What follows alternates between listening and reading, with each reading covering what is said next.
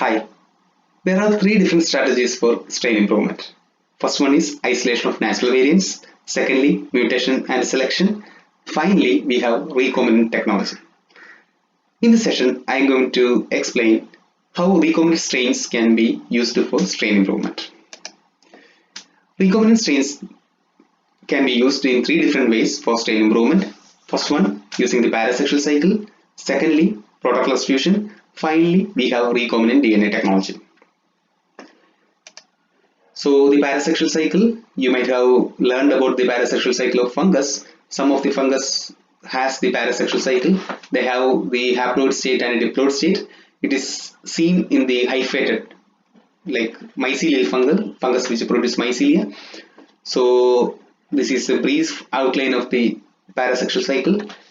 This fungus, they have the haploid state. They are growing the haploid state, haploid homokaryon.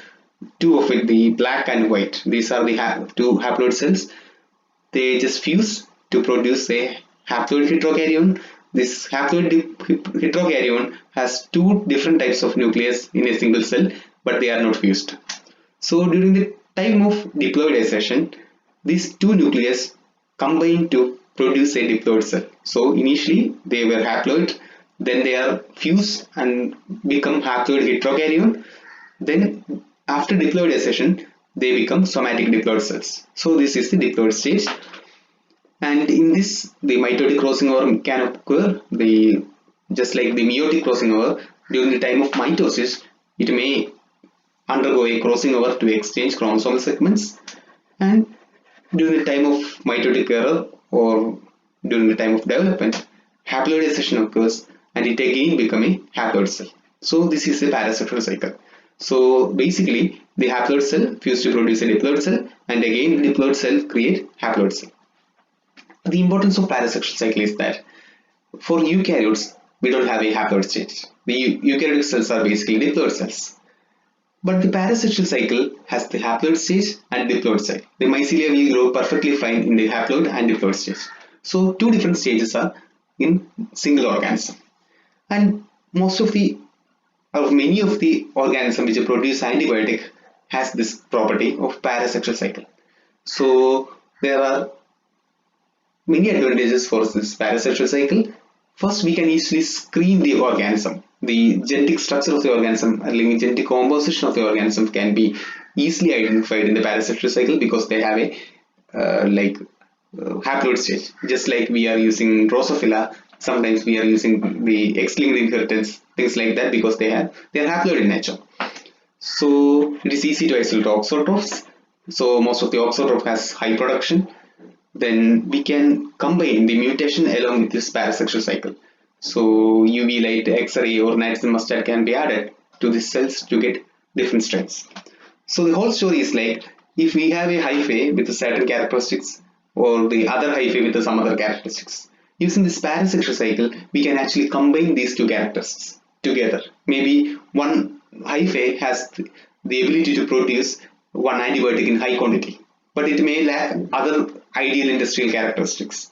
Maybe one other hyphae may not be a good producer, but have some other properties which is useful for the industrial production.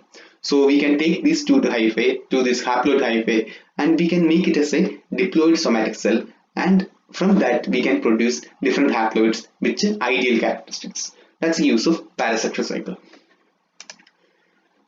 Second strategy is protoplast fusion. The protoplast is cell without cell wall. So these are the cells. The cell wall is marked as red. So in order to make protoplast, we remove this cell wall. Cell wall can be removed by the physical methods or chemical methods. Some chemicals can digest cell wall, or we can use enzymes for the digestion of or removal of the cell wall. Once the cell wall is removed, we get the protoplast, and we make this protoplast to fuse. So each of the cells has different nucleus. One is in blue in color, one is green in color, and it is designated. So we combine these cells in protoplast fusion. So first the cytoplasmic fusion occurs, then go for a nuclear fusion. Under the nuclear fusion, there may be recombination and loss and gain of genes. After that, we can regenerate the organism, And this strategy can be used for plant cells, and in some cases this is work for animal cells also. And lower eukaryotes, fungus and everything can be done using protoplast fusion. Prokaryotes also we can use this strategy. So in this we are actually fusing two different somatic cells together by protoplast fusion. Same as the parasexual cycle, if you have two different bacteria with the two different characters, we can actually combine them into two. And it is totally an artificial process. It's basically a physical phenomena. We are fusing two different nucleus, and this protoplast fusion can be spontaneous or induced. Spontaneous fusion is like spontaneous in nature, it happens naturally in most of cases, or we can mechanically fuse them. If you bring together two different protoplasts, in some cases they will just fuse because both of them are made up of plasma membrane. So the plasma membrane is, some of the plasma membrane has a tendency to fuse. So that's called spontaneous fusion. We are just making them together or in close proximity, they fuse. In induced fusion, there is a fusing agent which helps the fusion. So induced fusion can be a chemofusion or electrofusion. If we add some chemicals to fuse to aid the fusion of two different protoplasts, which is called a chemofusion. Polyethylene glycol, otherwise called a PEG, is used as a chemical which induced fusion in many type of cells. Or we can use electrofusion. In this we will use electric current at a particular pulse rate and voltage to induce fusion among two different protoplasts. And there is also something called the biological fusion, in which some of the virus like syntyvirus can aid fusion between two different cells. So protoplast fusion is basically a physical phenomena. It can be spontaneous or induced in nature. Spontaneous, just a mechanical process. If you take the protoplast in very high concentration, or you make them to come proximity, they will fuse spontaneously. Induced fusion, there is an agent for fusion. It can be chemofusion, electrofusion, or the virus mediated fusion. This strategy is used for the strain improvement of penicillium chrysogenum for the penicillin production. Finally, we come to the recombinant DNA technology, which is one of the most advanced technology which can be used for the strain improvement. And we can do so many wonders using this recombinant DNA technology. But one disadvantage of recombinant DNA technology is that once we have genetically manipulated the organism, it is a little bit difficult to get the approval from all agencies before using it in industrial strain strategy. But it is just a technical or the legal procedure. Recombinant DNA technology, in the next semester, you have a whole subject for studying recombinant DNA technology. In this time I am just giving a brief introduction. Recombinant DNA technology can be used for the production of heterologous protein and native proteins. Heterologous protein is the protein from a different organism. Just like we are producing insulin from the Escherichia coli. Escherichia coli doesn't make insulin naturally, but using recombinant DNA technology, we are making the Escherichia coli to produce insulin. Or the Bt cotton.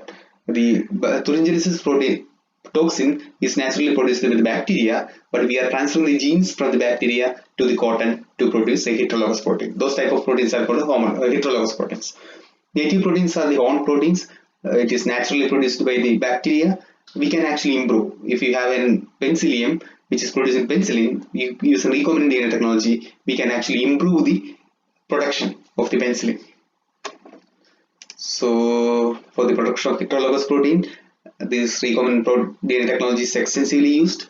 It is used for the production of human growth hormone, which is used for the treatment of dwarfism. Fat rate is a clotting factor used for the treatment of hemophilia, and insulin for diabetes, and hepatitis B vaccine, antigen. It's used as a vaccine for against the hepatitis B virus. And the most widely used host is Escherichia coli. Whenever we are doing recombinant DNA technology experiments, we used to use Escherichia coli as the host. There are several advantages of using Escherichia coli. I'm not jumping into that right now. But for the industrial biotechnology, right now we are using some of the eukaryotic hosts like yeast and insect cell line. The advantage of this eukaryotic cells or host cell organism is that they have the post-translational modifications. Almost 95% of our proteins, maybe 99% of most of the eukaryotes, are post-translationally modified. They may be a phosphorylation. After the synthesis of protein, we will add phosphate group, or glycosylation. ubiquitination, methylation, acetylation, lipylation, proteolysis, something like that. There are different ways we modify the protein immediately after the protein synthesis. So the thing is that most of the bacteria, prokaryotes, do not do that. They don't have extensive post-translation modification. So when we are producing a protein, a eukaryotic protein in a prokaryote, the protein, the sequence and everything will be perfect, but there won't be any post-translational modifications. So if you are using it as a medicine or something like that, it may become antigenic, or sometimes it doesn't have any activity without this post-translational modifications. So in an industrial point of view, especially for the biopharma industry, we need the protein with the post-translation modifications. So right now, even though Escherichia coli is the most commonly used host organism, right now the industry is turning to yeast and other insect cell lines for getting the post-translation modifications. And another advantage of eukaryotic system is like they have the secretion system. Unlike the prokaryotes, the eukaryotes have different compartments like nucleus, mitochondria, Golgi apparatus, things like that. So we can actually target the protein to the particular subcompartment in a cell. So that's also an advantage of eukaryotic host. And this recombinant DNA technology can be used for the improvement of native products. When organism is producing a product, we can improve the productivity. There are different strategies for that. First one is self-cloning. Suppose if a bacteria is producing a primary metabolites, maybe or an antibiotic, we can actually take the antibiotic producing gene and put it back to the same organism. What happens is like number of copies of gene will increase, so the productivity may increase. So that's called self-cloning. We are taking the gene from the organism and put it back there. The thing is that we are increasing the copy number of the genes. So if the copy number increases, sometimes the productivity also increases. In some cases, during this self-cloning, we may be altering the promoter region, which is essentially for the translation or the ribosome binding site of for the translation. So we can alter that controlling elements to get better productivity. Second option is DNA transfer to other species like lipase and amylase. These enzymes, genes, maybe one organism is already producing the gene, we can put a better gene. Maybe one species, one strain of organism is producing better gene for the amylase or for an enzyme. In that case, we can take that gene and put it in a different organism. Suppose if an organism is producing a lipase, this organism has all the ideal characteristics of for an industrial strain, but the production is low and the enzyme is not that good. So what we'll do, we find another organism which has a better gene, but other characteristics are not that good. We take that gene and put it into this organism. So this organism is already producing a lipase, but we are putting a better gene. Likewise, we can improve the productivity. Another strategy is site-directed mutagenesis. In the traditional type of mutagenesis, mutation is random. We don't know what is going to happen. We are just giving the mutagenic agent and we are screening the organism to see whether the required mutation has happened. And it is always a time consuming and tedious process, and the result is not always guaranteed. So in site-directed mutagenesis, we are actually engineering, or we are actually targeting a particular change in sequence. We are actually modeling it in the computer, and using the recombinant DNA technology, we are introducing such a specific mutation in the DNA sequence, so that we can actually save the time, and the whole process is more efficient. That is called site-directed mutagenesis, which can be used for the improvement of native products.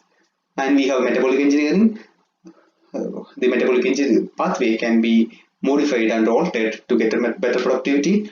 In our Coursera course, I think most of you have learned about metabolic engineering in more detail. I'm not going to explain that here.